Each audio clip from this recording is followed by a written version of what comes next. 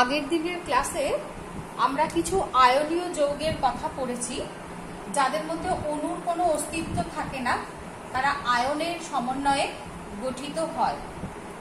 যেমন sodium chloride, যে নুন আমরা খাই, এটা একটা আয়নীয় যৌগ।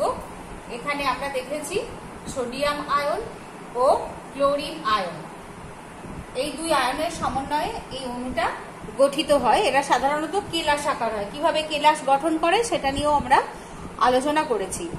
আর এটাও জেনেছি যে ধাতুরা সাধারণত ইলেকট্রন বর্জন করে। সোডিয়াম ধাতু তার সবথেকে বাইরের কক্ষে একটা ইলেকট্রনকে বর্জন করে দেয়, দিয়ে সোডিয়াম আয়ন, যেটাকে বলা হয় ধনাত্মক আয়ন বা ক্যাটায়ন, তৈরি করে। আর ক্লোরিন পরমাণু এই বর্জিত ইলেকট্রনকে তার সবথেকে বাইরের কক্ষে স্থান দেয়, অর্থাৎ গ্রহণ করে ক্লোরাইড আয়ন, ঋণাত্মক আয়ন যাকে বলা হয় অ্যানায়ন গঠন করে। যে এই দুই বিপরীতধর্মী আয়ন একে অপরের সাথে স্থির তড়িৎ আকর্ষণ দ্বারা যুক্ত হয়ে সোডিয়াম ক্লোরাইড অণু গঠন করে। আজকেও আমরা এই ধরনের কিছু আয়নীয় যৌগের কথা পড়ব, কিন্তু সেই সমস্ত যৌগ পড়ব যে সমস্ত যৌগের ধাতুদের একাধিক ক্যাটায়ন তৈরি করার ক্ষমতা থাকে। আজকে আমরা সেই সব আয়নীয় যৌগের কথা পড়ব। যেমন ধরো লোহা, যার চিহ্ন হলো Fe, এটা ল্যাটিন শব্দ ফেরাম থেকে এসেছে, তাই তার চিহ্ন Fe। এই লোহা দু রকমের ক্যাটায়ন তৈরি করতে সক্ষম। একটা হচ্ছে Fe2+, যার আধান হচ্ছে চার্জ হচ্ছে 2+, আর একটা হচ্ছে Fe3+। আয়রনের দুটো যোজ্যতা থাকে, Fe2+, Fe3+। সাধারণত যখন কোনো মৌল একাধিক যোজ্যতা বিশিষ্ট ক্যাটায়ন বা অ্যানায়ন তৈরি করে, তখন কম যোজ্যতাকে আমরা আস দিয়ে নাম দিই, আর বেশি যোজ্যতাযুক্ত আয়নকে ইক দিয়ে নামকরণ করা হয়। যেমন Fe2+, এর নাম হচ্ছে ফেরাস, আর Fe3+, এর নাম হচ্ছে ফেরিক। এরকম আরো অনেক ধাতু আছে, যেমন তামা বা কপার। এই কপার Cu চিহ্নটাও ল্যাটিন শব্দ কিউপ্রাম থেকে এসেছে, তাই চিহ্ন কিউ। Cu এরও দুটো ক্যাটায়ন আছে, একটা হচ্ছে Cu+, চার্জ +1, এটাকে বলা হয় কিউপ্রাস, আর Cu2+, যার চার্জ হচ্ছে +2, এটা হচ্ছে কিউপ্রাস, এটা কিউপ্রিক। একইভাবে আরো একটা ধাতু আছে, যেটা হচ্ছে পারদ বা মার্কারি। পারদ তোমরা জানো তরল ধাতু, যেটা চিহ্ন হলো Hg।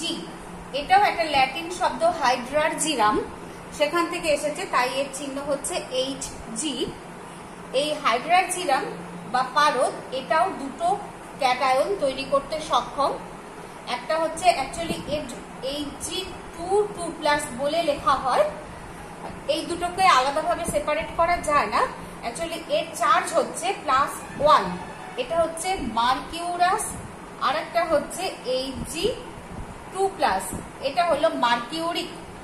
এর চার্জ দেখো, এখানে Hg2 মানে দুটো হাইড্রোজেন পরমাণু একসঙ্গে 2+ আয়ন তৈরি করে, তার মানে একটা পরমাণুর চার্জ হচ্ছে +1, আর এখানে একটা পরমাণুর চার্জ হচ্ছে +2, এটা মার্কিউরাস, এটা মার্কিউরিক। আরো একটা ধাতু আছে, এরকম আরো একাধিক আছে, তোমাদের বইতে এই কটা ধাতুর উল্লেখ আছে। এটা হচ্ছে টিন। টিন এই শব্দটা ল্যাটিন থেকে এসছে স্ট্যানাম, তাই এর চিহ্ন হচ্ছে Sn। এটাও দুটো আয়ন তৈরি করে, Sn2+, যেটা হচ্ছে স্ট্যানাস, আর Sn4+, এটাকে বলা হয় স্ট্যানিক। মনে রাখবে, অল্প যোজ্যতাগুলোকে আস, বেশি যোজ্যতাগুলোকে ইক দিয়ে চিহ্নিত করা হয়। তো এর চার্জ হচ্ছে +2, এই ক্যাটায়নের চার্জ হলো +4।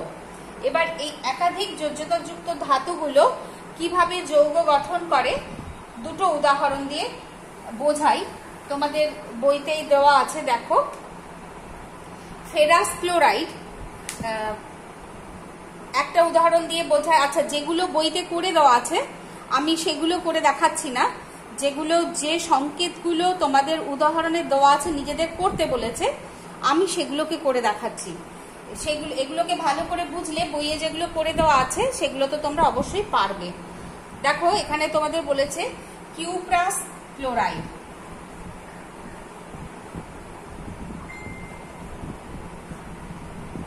Cuprous chloride.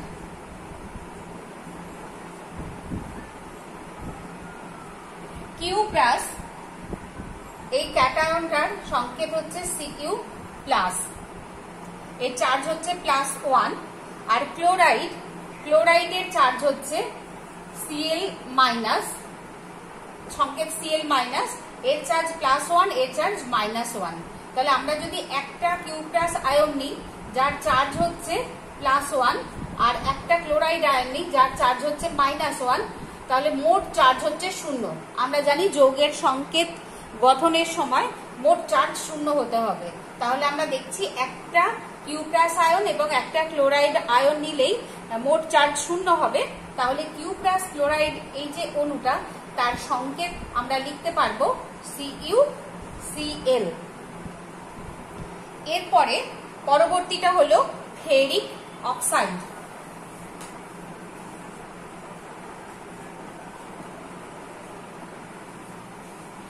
Ferric oxide, ferric এটা হচ্ছে ইক মানে বুঝতে পারছো বেশি যোজ্যতা যুক্ত ক্যাটায়ন, Fe3+, এটা হচ্ছে ফেরিক। আর অক্সাইড এটা হচ্ছে 2-, অক্সাইড আয়নের চিহ্ন হলো O2-। একটা এখানে একটা ফেরিকের চার্জ হচ্ছে +3, একটা অক্সাইডের চার্জ হলো -2। এখন এই দুটো মিলিয়ে যে যৌগ তৈরি করব তার যোজ্যতা 0 করতে গেলে 3 আর 2 এর লসাগু হয় 6। তাহলে আমাকে এর চার্জটা +6 করতে হবে, এর চার্জটা -6 করতে হবে। তাহলে একটা ফেরিক আয়নের চার্জ +3, তাহলে আমাকে কটা নিলে তোমার চার্জ +6 হবে না? দুটো। তাহলে আমাকে ফেরিক আয়ন কটা নিতে হবে? দুটো। এই সংখ্যাটা আমাকে দুটো নিতে হবে, দুটো ফেরিক আয়ন। তার মোট চার্জ কত হবে? 2 × +3 সমান হচ্ছে +6। আর অক্সাইড আয়ন কত নিতে হবে না? 3টে। তাহলে তার মোট চার্জ হবে 3 × -2। একটা অক্সাইডের চার্জ -2, 3টে নিলে হচ্ছে 3 × -2 সমান হচ্ছে -6। এই দুটোকে যদি টোটাল চার্জটা কত হচ্ছে 0। তাহলে আমরা কি দেখতে পাচ্ছি? ফেরিক অক্সাইড এই যৌগটার সংকেত তৈরি করতে গেলে আমাকে দুটো ফেরিক আয়ন নিতে হচ্ছে, অর্থাৎ Fe2, এবং অক্সাইড আয়ন নিতে হচ্ছে 3টে। তাই ফেরিক অক্সাইড যৌগের সংকেত হলো Fe2O3। একইভাবে মার্কিউরিক অক্সাইড, পরবর্তী যৌগটা হলো মার্কিউরিক অক্সাইড।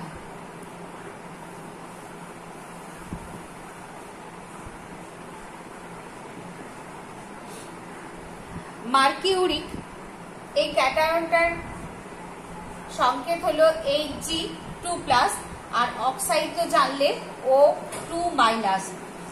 একটা মার্কিউরিকের চার্জ হচ্ছে +2, একটা অক্সাইডের চার্জ হলো -2। তাহলে আমরা দেখতে পাচ্ছি একটা মার্কিউরিক আয়ন আর একটা অক্সাইড আয়ন নিলেই এর চার্জ হচ্ছে +2, আর একটা অক্সাইড আয়নের চার্জ হচ্ছে -2। তাহলে মোট চার্জ হয়ে যাচ্ছে 0। অর্থাৎ মার্কিউরিক অক্সাইড যৌগটার সংকেত হবে HgO। এরপরে হচ্ছে স্ট্যানাস ক্লোরাইড।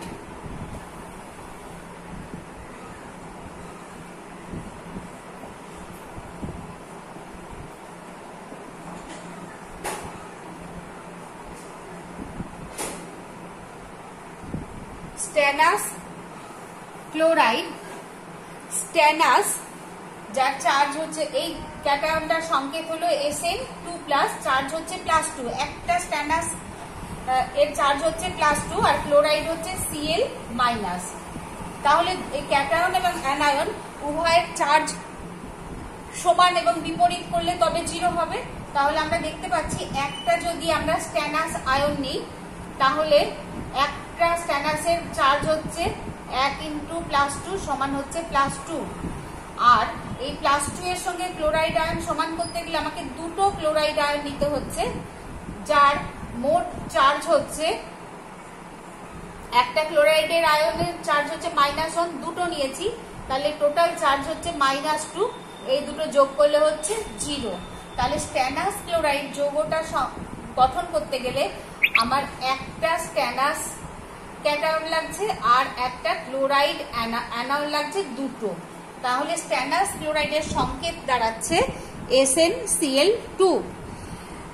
এইভাবে তোমাদের বইতে যেগুলো করে দেওয়া আছে এভাবে বুঝে বুঝে তোমরা নিজেরাই করতে পারবে। এবার আমরা করব মূলক। মূলক কাকে বলে না, একাধিক মৌল যুক্ত হয়ে যখন আয়ন গঠন করে, একাধিক মৌল বলবো না, পরমাণু, একাধিক পরমাণু জোটবদ্ধ হয়ে যে আয়ন তৈরি করে তাকেই বলা হয় মূলক। যেমন ধরো অ্যামোনিয়াম মূলক। এখানে দেখো এই যে মূলক, এই মূলকটা একটা ধনাত্মক আধানযুক্ত মূলক, যার মধ্যে একটা নাইট্রোজেন পরমাণু আছে এবং 4টে হাইড্রোজেন পরমাণু আছে। একাধিক পরমাণু জোটবদ্ধ হয়ে যে আয়ন তৈরি করে তাকে বলা হয় মূলক। যেমন ধরো কার্বনেট, CO3 কার্বনেট মূলকে একটা কার্বন, 3টে অক্সিজেন পরমাণু রয়েছে এবং এই মূলকটার চার্জ হলো -2। আবার ধরো সালফেট, SO4, এই মূলকটা গঠন করতে একটা সালফার পরমাণু, 4টে অক্সিজেন পরমাণু প্রয়োজন হয়েছে এবং এর চার্জ হচ্ছে -2। এইভাবে তোমাদের বইতে মোট 8টা মূলকের সংকেত আছে। এই মূলকের সংকেতগুলো চার্জ সমেত তোমরা অবশ্যই মুখস্থ করবে, মনে রাখবে। এগুলো হচ্ছে এই রসায়ন বিজ্ঞান বা কেমিস্ট্রির বেস। এগুলোকে ভালো করে না মনে রাখতে পারলে তুমি যৌগের সংকেত তৈরি করতে পারবে না। এই মূলকের সংকেত এবং তার সঙ্গে কত চার্জ, যেগুলো চার্জ সেগুলো হচ্ছে কিন্তু তার যোজ্যতা। অ্যামোনিয়ামের চার্জ +1, তাহলে অ্যামোনিয়াম মূলকের যোজ্যতা 1। কার্বনেট মূলকের চার্জ 2-, কার্বনেট মূলকের যোজ্যতা হচ্ছে 2।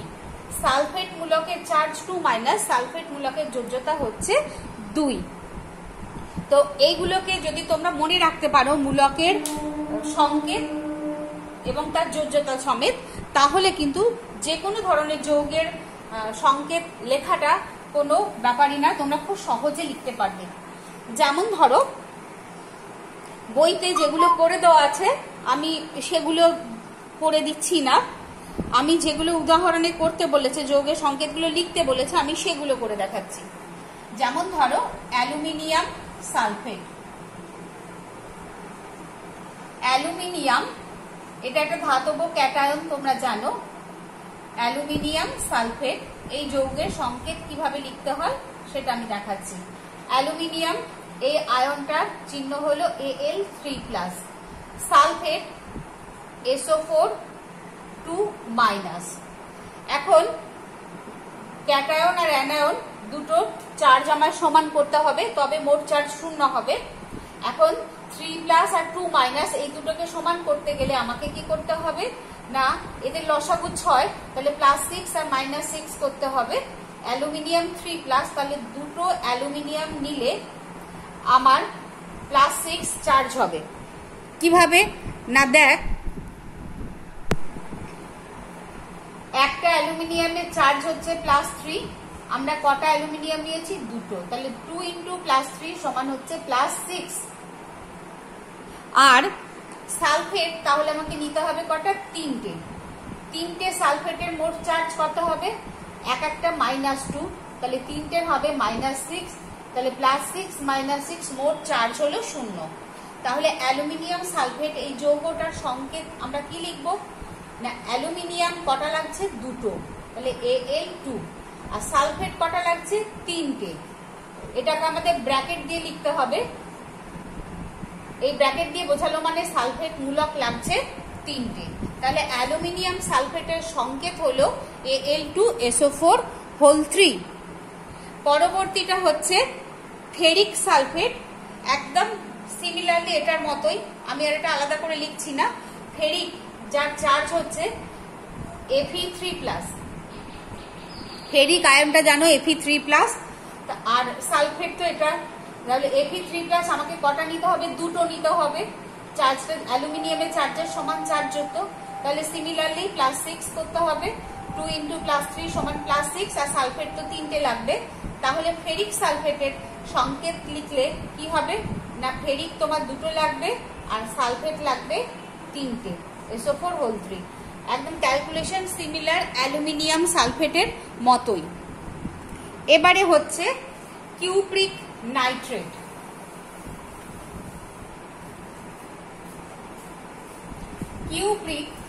কিউপ্রিকের চার্জ হচ্ছে +2, Cu2+, যৌগটার নাম হচ্ছে কিউপ্রিক নাইট্রেট। কিউপ্রিক ক্যাটায়নের চার্জ হচ্ছে 2+, আর নাইট্রেট হচ্ছে NO3, এর চার্জ হচ্ছে মাইনাস, মানে -1। মনে রাখবে, এগুলো মনে রাখাটা খুব জরুরি, তাহলে যে কোনো ধরনের যৌগের সংকেত তুমি অনায়াসে লিখতে পারবে। তাহলে +2 -1, তাহলে আমাদের মোট চার্জ এখানে আমরা +2 -2 করলেই পারবো। তাহলে আমরা কটা নেব? একটা কিউপ্রিক নেব, তাহলে তার চার্জ কত হবে? 1 × +2 = +2, আর নাইট্রেট আমাদের নিতে হবে কটা? দুটো, তাহলে কি হবে? 2 × -1 = -2, টোটাল চার্জ 0। তাহলে কিউপ্রিক আমাদের কটা লাগলো? একটা হলে পাশে সংখ্যা লিখতে হয় না। নাইট্রেট মূলক লাগছে দুটো, NO3(2). তাহলে কি হলো? কিউপ্রিক নাইট্রেট, তার সংকেত হলো CuNO3(2). এরপরেরটা হচ্ছে ম্যাগনেসিয়াম কার্বনেট। পরের যৌগটা হলো ম্যাগনেসিয়াম কার্বনেট। তোমরা কিন্তু এটা দেখতে দেখতে নিজেরা খাতায় লিখবে, তাহলে তোমাদের ভালো প্র্যাকটিস হয়ে যাবে। Magnesium carbonate. ম্যাগনেসিয়াম ক্যাটায়নটার সংকেত হলো Mg2+, আর কার্বনেট SCO3(2-). তাহলে আমরা কি দেখতে পাচ্ছি? একটা ম্যাগনেসিয়াম একটা কার্বনেট নিলেই চলবে। একটা ম্যাগনেসিয়াম একটা কার্বনেট নিলে ম্যাগনেসিয়ামের চার্জ হচ্ছে 1 × +2 = +2, আর কার্বনেটের চার্জ হচ্ছে 1 × -2 = -2, টোটাল চার্জ হলো 0। তাহলে ম্যাগনেসিয়াম কার্বনেট যৌগের অণু গঠন করতে গেলে একটা ম্যাগনেসিয়াম আর একটা কার্বনেট হলেই চলছে। তাহলে সংকেত হলো MgCO3। আচ্ছা, এবারে আমরা করব ক্যালসিয়াম বাইকার্বনেট। আমরা এবারে লিখব ক্যালসিয়াম বাইকার্বনেট।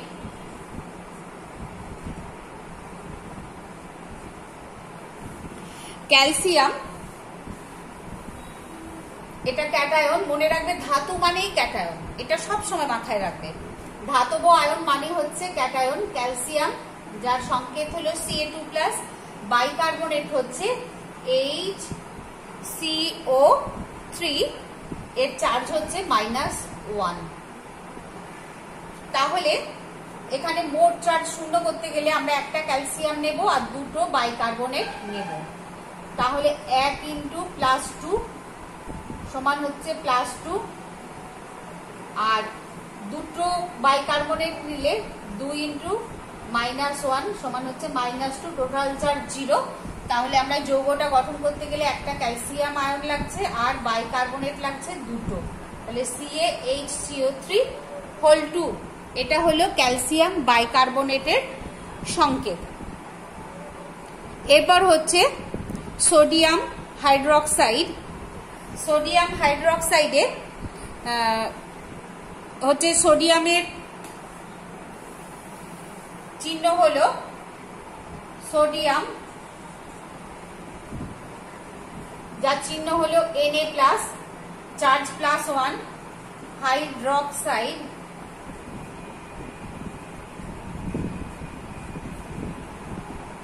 যার চিহ্ন হলো OH-। +1 একটা -1, তাহলে একটা সোডিয়াম একটা হাইড্রোক্সাইড নিলেই হয়ে যাচ্ছে। তাহলে সোডিয়াম হাইড্রোক্সাইডের সংকেত হবে NaOH। অ্যামোনিয়াম সালফেট, দেখো অ্যামোনিয়াম এর চার্জ হচ্ছে NH4, আর আমি যৌগটার নাম লিখছি না, মুখে বলছি। অ্যামোনিয়াম যার চিহ্ন হলো NH4+, এর চার্জ হচ্ছে +1, আর সালফেট এর চার্জ হচ্ছে -2।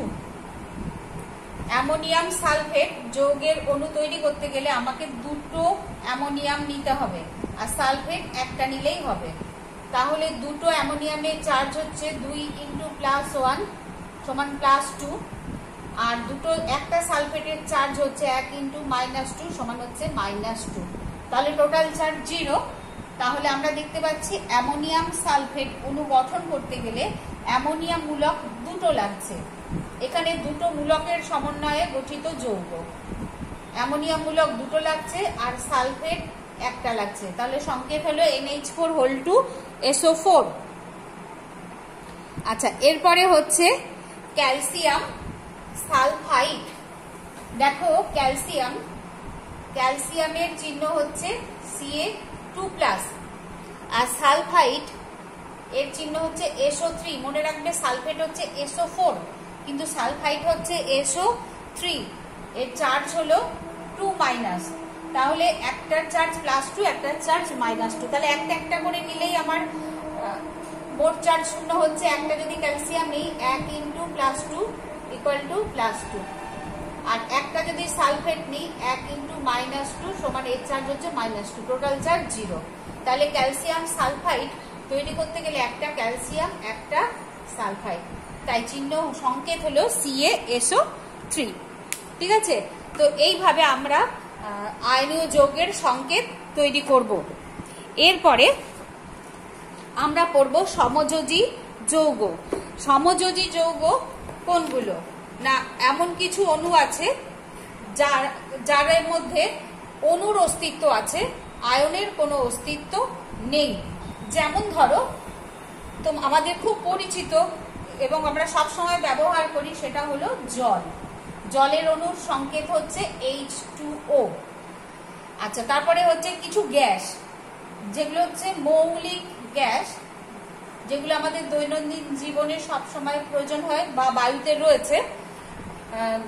দৈনন্দিন জীবনে ব্যবহার হয় মৌলিক গ্যাস হলো অক্সিজেন, এছাড়াও আরো আছে হাইড্রোজেন, নাইট্রোজেন, ক্লোরিন। এগুলো মৌলিক গ্যাস। কেন আমরা মৌলিক গ্যাস বলছি? না, একই মৌলের পরমাণু দিয়ে এই গ্যাসের অণু গঠিত। অক্সিজেন গ্যাসটা দুটো অক্সিজেন পরমাণু দিয়ে তৈরি, হাইড্রোজেনটা দুটো হাইড্রোজেন পরমাণু দিয়ে, নাইট্রোজেনও সিমিলারলি, ক্লোরিনও তাই। যখন একই মৌলের পরমাণু দিয়ে অণু গঠিত হবে তখন তাদের বলা হয় মৌলিক অণু। যেহেতু এগুলো গ্যাসীয় অণু তাই এদেরকে বলা হচ্ছে মৌলিক গ্যাস। আবার কিছু গ্যাসীয় যৌগ আছে, এদেরকে বলা হয় যৌগিক গ্যাস বা গ্যাসীয় যৌগ। যেমন ধরো কার্বন ডাই অক্সাইড, এই যে অণুটা একটা কার্বন দুটো অক্সিজেন পরমাণু দিয়ে তৈরি। আবার ধরো অ্যামোনিয়া NH3, এটা একটা গ্যাস, একটা নাইট্রোজেন তিনটে হাইড্রোজেন দিয়ে তৈরি হচ্ছে। আরো গ্যাস আছে হাইড্রোজেন সালফাইড H2S, এগুলো দেখো একাধিক মৌলের পরমাণু দিয়ে গঠিত। এরকম ফসফিন, কার্বন মনোক্সাইড, মিথেন, এরকম আরো অনেক গ্যাসীয় যৌগ আছে যারা দেখো একাধিক মৌলের পরমাণু দিয়ে তৈরি। তাই এরা হলো যৌগিক গ্যাস আর এগুলো হচ্ছে মৌলিক গ্যাস। এরা প্রত্যেকে কিন্তু অণুর সমন্বয়ে গঠিত, এখানে আয়নের কোনো অস্তিত্ব নেই। এখানে একটা ইম্পর্টেন্ট কথা বলে রাখি, সেটা হচ্ছে যে আমরা যে আয়নীয় যৌগগুলো পড়েছি সেখানে খেয়াল করে দেখবে যে একটা ধাতু একটা অধাতু এরকম যৌগের সমন্বয়ে গঠিত হয়েছে, মৌলের সমন্বয়ে, ধাতব মৌল অধাতব মৌল, বা যেখানে মূলক দিয়ে হয়েছে একটা ক্যাটায়ন একটা অ্যানায়ন, কিন্তু এখানে প্রত্যেকটাই অধাতু। হাইড্রোজেন মানে এখানে জল, হাইড্রোজেন এবং অক্সিজেন দুটোই গ্যাসীয় যৌগ, তার মানে এরা অধাতব যৌগ। এইখানে যে যৌগগুলো আছে দেখো, carbon, oxygen, carbon, hydrogen, phosphorus, nitrogen, sulphur, এরা প্রত্যেকে কিন্তু অধাতব মৌল। অধাতব মৌলের সমন্বয়ে গঠিত হলে সাধারণত সেগুলো হয় সমযোজী যৌগ। সাধারণত, ব্যতিক্রম নিশ্চয়ই আছে। আচ্ছা, এবারে এই সমযোজী যৌগগুলো কিভাবে গঠিত হয়, সমযোজী বন্ধনের মাধ্যমে, সেটা আমরা একটু বুঝে নিই। ধাতব যৌগের ক্ষেত্রে কি হয়েছিল, যে একটা মৌল পুরোপুরি ইলেকট্রন ছেড়ে দিয়েছিল, মানে সেটা সে ছাড়লেই তার পক্ষে সুবিধা ছিল পরমাণুটার গঠনের ক্ষেত্রে, সেজন্য ছেড়ে দিয়ে ক্যাটায়ন হয়েছিল। আর একটা অধাতব মৌল সে কি করেছিল, পুরো ইলেকট্রনটা গ্রহণ করেছিল। সেই গ্রহণ করারও কারণ ছিল সেই মৌলের পরমাণুর গঠনের সুবিধার জন্য। কিন্তু এখানে যেহেতু সবকটা আধাতব মৌল, যেমন ধরো হাইড্রোজেন পরমাণু, দুটোই হাইড্রোজেন পরমাণু দিয়ে গঠিত। আমরা হাইড্রোজেন পরমাণুর গঠন জানি, এটা নিউক্লিয়াস, আর নিউক্লিয়াসের বাইরের কক্ষে একটি ইলেকট্রন থাকে। তো এই যে প্রথম কক্ষে সবসময় দুটো ইলেকট্রন থাকতে পারে। তো দুটো হাইড্রোজেন পরমাণুই চাইবে তার শেষ কক্ষে দুটো ইলেকট্রন রাখতে। এখানে একটা প্রোটন থাকে আর এখানে একটা ইলেকট্রন থাকে। এটা হচ্ছে নিউক্লিয়াস, এখানে একটা প্রোটন থাকবে আর বাইরের কক্ষে একটা ইলেকট্রন থাকবে। তো এই ইলেকট্রনটা এরও প্রয়োজন। দুটো হাইড্রোজেন পরমাণু, এটা একটা হাইড্রোজেন পরমাণু, এটা একটা হাইড্রোজেন পরমাণু, উভয়েরই দুটো ইলেকট্রন প্রয়োজন। তো এরা কি করবে, বলবে আয় ভাই আমরা দুজনেই সমানভাবে ব্যবহার করি। অর্থাৎ এই হাইড্রোজেন নিজের ইলেকট্রন এবং ওর ইলেকট্রনটাকে দুজনেই কি করবে, মাঝামাঝি দিয়ে দেবে, দিয়ে দুটো ইলেকট্রনকে দুজনে সমানভাবে ব্যবহার করবে। তো কিভাবে ব্যবহার করবে দেখো, এইটা নিউক্লিয়াস, দুজনেই সমান জায়গা দিয়ে দেয়, দিয়ে দুজনে সমানভাবে ব্যবহার করে। এখানে একটা প্রোটন আছে ধনাত্মক আধানযুক্ত, দিয়ে এই দুটো ইলেকট্রনকে সমানভাবে ব্যবহার করে তোমার একটা ইলেকট্রন জোড় গঠন করে। এটাকে বলা হয় সমযোজী বন্ধন, সমযোজ্যতা। এক জোড়া ইলেকট্রন এরা দুজনে ভাগাভাগি করে নিয়েছে, মানে এদের যোজ্যতা হচ্ছে 1, ঠিক আছে? দিয়ে এইভাবে এরা কি করবে, হাইড্রোজেন অণু গঠন করবে। অর্থাৎ তাদের বাইরের কক্ষের ইলেকট্রনকে সমানভাবে, দুটো পরমাণু সমানভাবে ব্যবহার করে বলে এটাকে বলা হয় সমযোজী বন্ধন। এক জোড়া ইলেকট্রন, অর্থাৎ দুটো ইলেকট্রনকে সমানভাবে ব্যবহার করলে এরকম একটি দাগ দিয়ে প্রকাশ করা হয়, এটাকে সমযোজী বন্ধন বলে। একটা দাগ মানে এখানে এক বন্ধন দ্বারা যুক্ত আছে। এরপরে ধরো এমন কিছু যৌগ, আমি তোমাদের গ্যাসীয় যৌগের উদাহরণ দিলাম, যে ধরো কার্বন ডাই অক্সাইড, CO2 বা CH4, এখানে একাধিক মৌল দিয়ে গঠিত। এখানে কিন্তু সবার যোজ্যতা সমান না। আগেরটা আমরা দুটো হাইড্রোজেন পরমাণু দিয়ে গঠিত ছিল, দুটো হাইড্রোজেনেরই যোজ্যতা হচ্ছে 1। কিন্তু এখানে কার্বন এবং অক্সিজেন, কার্বন এবং হাইড্রোজেন, এদের যোজ্যতা তো আলাদা। কার্বনের যোজ্যতা 4, হাইড্রোজেনের যোজ্যতা 1। সেক্ষেত্রে যখন একাধিক মৌল দিয়ে সমযোজী যৌগ গঠন হবে, তখন যে মৌলের যোজ্যতা বেশি সেই মৌলটা মাঝে থাকে, আর যে মৌলের যোজ্যতা কম সেগুলো তার পাশে থাকে। এটা আর একটু যখন তোমরা বড় হবে আরো ভালো করে আরো ডিটেলে বুঝবে। এখন অত ডিটেলে বোঝালে তোমাদের বুঝতে অসুবিধা হবে বলে শুধু এটুকু মনে রাখবে, একাধিক মৌল দিয়ে যখন সমযোজী যৌগ গঠিত হয়, যার যোজ্যতা বেশি সে মাঝে থাকে, যার যোজ্যতা কম তারা পাশে থাকে। এইভাবে সমযোজী বন্ধন দ্বারা তারা যুক্ত হয়। যেমন ধরো জলের অণু H2O, এখানে দুটো মৌল আছে হাইড্রোজেন এবং অক্সিজেন। হাইড্রোজেনের যোজ্যতা হচ্ছে 1 আর অক্সিজেনের যোজ্যতা হচ্ছে 2। তাহলে অক্সিজেনের যোজ্যতা যেহেতু 2, অক্সিজেন পরমাণু কেন্দ্রে থাকবে। আর দুটো হাইড্রোজেন আছে, আমরা দেখতে পাচ্ছি দুটো হাইড্রোজেন পরমাণু দুটো পাশে থাকবে। এইভাবে তারা সমযোজী বন্ধন দ্বারা যৌগ গঠন করবে। এটা এর পিছনে আরো ব্যাখ্যা আছে, আরো ইতিহাস আছে, এটা তোমরা এখন বুঝবে না, আর একটু বড় হয়ে এই বিষয়টা শিখবে কিভাবে এরা ইলেকট্রনগুলো ভাগাভাগি করে নেয়। তাহলে এখানে সমযোজী বন্ধনের সংখ্যা কটা আছে, দুটো। তোমরা শুধু এইটুকুই এখন শিখবে। এরপরে হচ্ছে হাইড্রোজেন সালফাইড H2S। এখানে দেখো দুটো মৌল আছে, হাইড্রোজেনের যোজ্যতা 1 আর সালফার এর যোজ্যতা হচ্ছে 2। তাহলে এখানে কেন্দ্রীয় মৌল কে হবে, সালফার। দুটো হাইড্রোজেন আছে যৌগটাতে, দুটো হাইড্রোজেন দুটো পাশে থাকবে। তাহলে এখানে কটা সমযোজী বন্ধন তৈরি হচ্ছে? দুটো। ঠিক আছে, তোমাদের যদি সমযোজী বন্ধন দ্বারা অণু গঠন দেখাতে বলে তোমরা এই গঠনটা দেখাবে। তোমাদের এবারে অ্যাক্টিভিটি টাস্কে কিন্তু এই সমযোজী বন্ধন আঁকতে বলা হয়েছে। যেমন অ্যামোনিয়া NH3, এখানে নাইট্রোজেন এর যোজ্যতা হচ্ছে 3, হাইড্রোজেনের যোজ্যতা 1।